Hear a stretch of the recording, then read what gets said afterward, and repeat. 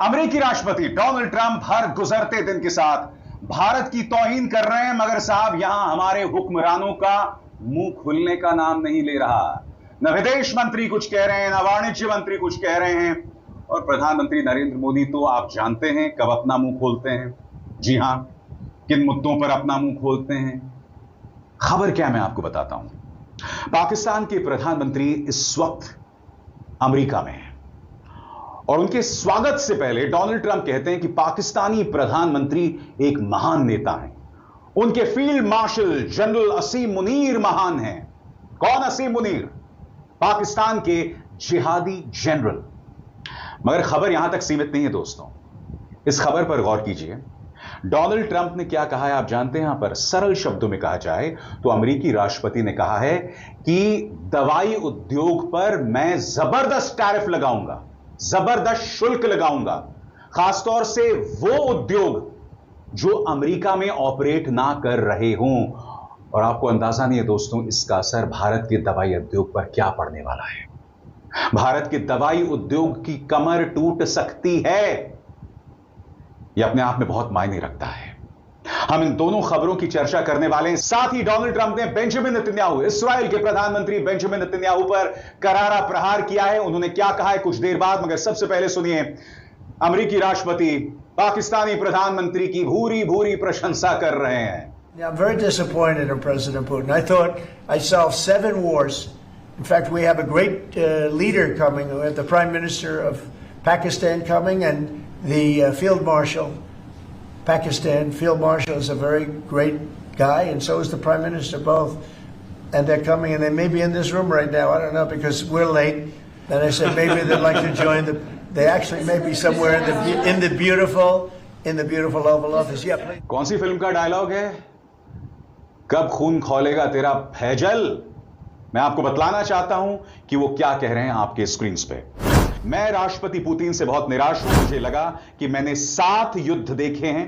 दरअसल हमारे पास एक महान नेता आ रहे हैं। हमारे पास पाकिस्तान के प्रधानमंत्री और फील्ड मार्शल आ रहे हैं। पाकिस्तान फील्ड मार्शल बहुत महान व्यक्ति हैं और प्रधानमंत्री दोनों भी, और वे आ रहे हैं। हो सकता है वे अभी इस कमरे में हो, मुझे नहीं पता, क्योंकि हमें देरी हो गई। और मैंने कहा कि शायद वे शामिल होना चाहेंगे। वे दरअसल खूबसूरत ओवल ऑफिस में कहीं हो सकते हैं।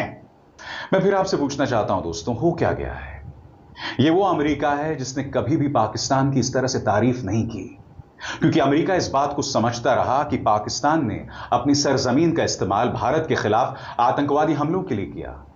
यह वो पाकिस्तान है जहां के अबोटाबाद में अमेरिका का नंबर 1 वांछित टेररिस्ट यानी wanted terrorist Osama bin Laden पाया गया, डिफेंस एस्टैब्लिशमेंट के नाकों नीचे।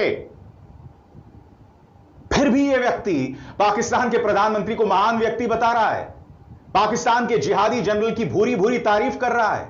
मैं फिर आपसे पूछना चाहता हूं, जब आपका फोकस एक व्यक्ति को विश्व गुरु बनाने पर हो तो यही होता है, यही होता है और इसके अलावा कुछ नहीं। और सबसे बड़ी बात, आपको इस खबर पर गौर करना पड़ेगा और यह कहीं ना कहीं भारत के दवाई उद्योग की कमर तोड़ देगा। खबर आपके स्क्रीन पर, Trump will slab tariffs on imported drugs, trucks and house hold furnishing. सरल शब्दों में खबर क्या है आपकी स्क्रीन पर? ट्रंप ने गुरुवार को ऐलान किया कि अमेरिका कुछ चीजों पर भारी भरकम टैक्स लगाने जा रहा है, जिसमें दवाइयां, बड़े ट्रक यानी सेमी ट्रक्स, किचन कैबिनेट और फर्नीचर शामिल हैं। ये इंपोर्ट टैक्स 1 अक्टूबर से लागू होंगे। इस नए टैक्स का असर हेल्थ केयर से लेकर हाउसिंग और लॉजिस्टिक्स तक कई सेक्टरों पर महसूस किया जाएगा। टैक्स की दरें 25% से 100% तक हैं, जिसमें सबसे ज्यादा टैक्स किसी भी ब्रांडेड या पेटेंटेड दवा पर लगाया जाएगा अगर वो अमेरिका में इंपोर्ट होती हैं। राष्ट्रपति ने यह भी कहा कि अब अमेरिका में आने वाले किचन कैबिनेट, बाथरूम वैनिटीज और उनसे जुड़े प्रोडक्ट्स पर 50% टैरिफ लगेगा। वहीं बाहर से आने वाले अपहोल्स्टर्स फर्नीचर पर 30%, विदेशी सेमी ट्रक्स पर 25% टैक्स लगाया जाएगा। विदेशी दवाओं पर, अब गौर कीजिएगा दोस्तों, भारत के लिए यह मायने रख रहा है। विदेशी दवाओं पर टैक्स की संभावनाओं से दवाओं की कीमत बढ़ने और जरूरी दवाओं की कमी का डर पैदा हो गया है। लेकिन ट्रंप के गुरुवार के ऐलान से यह संकेत मिला कि कई मशहूर और ज्यादातर बिकने वाली दवाइयां शायद इस टैक्स से बाहर रखी जाएंगी। इससे इनका असर कुछ हद तक कम हो सकता है, मगर इसमें दो राय नहीं है कि भारत पर इसका त्वरित और दूरगामी परिणाम होने वाला है। इन दोनों खबरों को देखिए। यह वो ट्रंप है जो पाकिस्तान के साथ कोयला को लेकर समझौता करना चाहते हैं। वो पाकिस्तान जिसके साथ किसी मुद्दे पर समझौता नहीं हो सकता है। मैं फिर समझना चाहता हूं कि भारत की बात रखने में क्या गलती कर रहे हैं हमारे विदेश मंत्री, और ऐसा क्यों हो रहा है।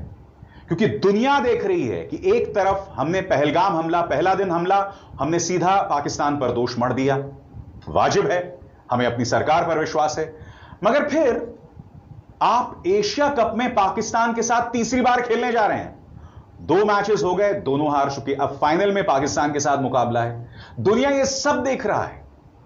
सवाल पूछा जा रहा है कि भाई तुम्हारी रीढ़ कहां गई, ये सवाल पूछा जा रहा है। और अब मैं आपको बतलाने वाला हूं दोस्तों, ये जो फार्मास्यूटिकल्स उद्योग यानी दवाई उद्योग पर टैरिफ लगाया गया है, 100% टैरिफ, इसका असर क्या पड़ने वाला है, सरल शब्दों में आपके सामने। ट्रंप के फैसले का असर भारतीय फार्मा इंडस्ट्री पर काफी बड़ा माना जा रहा है, खासकर उन कंपनियों पर जो अमेरिका में ब्रांडेड और पेटेंटेड दवाइयां एक्सपोर्ट करती हैं। तुरंत असर। ट्रंप के 100% टैरिफ के ऐलान के बाद भारतीय फार्मा शेयर गिर गए। निफ्टी फार्मा इंडेक्स 2.5% से ज्यादा टूटा और सन फार्मा, सिप्ला जैसी कंपनियों के शेयर 3 से 5% तक गिरे। बाजार में घबराहट इस वजह से भी है कि आगे जाकर ट्रंप और सेक्टर्स पर भी टैक्स बढ़ा सकते हैं, जिससे मुनाफे पर सीधा असर पड़ेगा।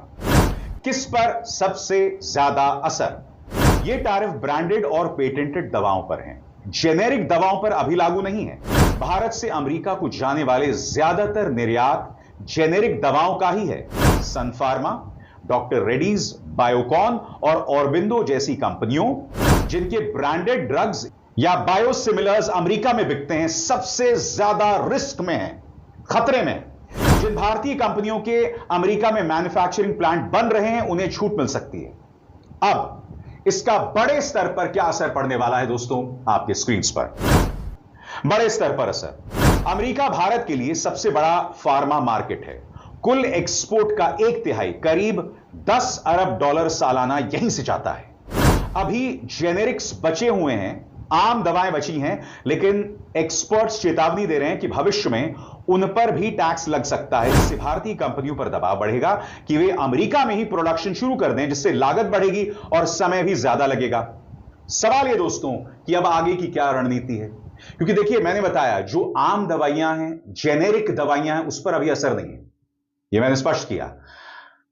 मगर ये ट्रंप है दोस्तों, कुछ भी कर सकते हैं। तो बड़ा प्रश्न, आगे की रणनीति गौर किया जाए।